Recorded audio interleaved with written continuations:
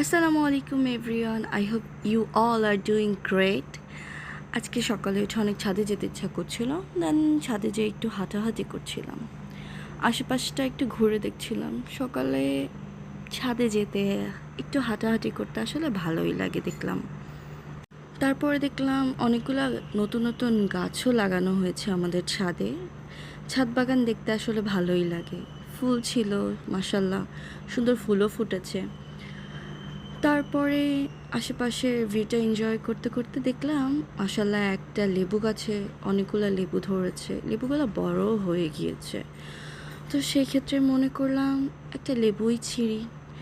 তো এই লেবুটা মাশাল্লাহ বড় হয়ে গিয়েছিল, তো এটাই মনে করলাম আজকে লেবু পানি যখন খাওয়া হয় এটা দিয়েই লেবু পানি খাবো। তারপর আর কি, যে কথা সে কাজ।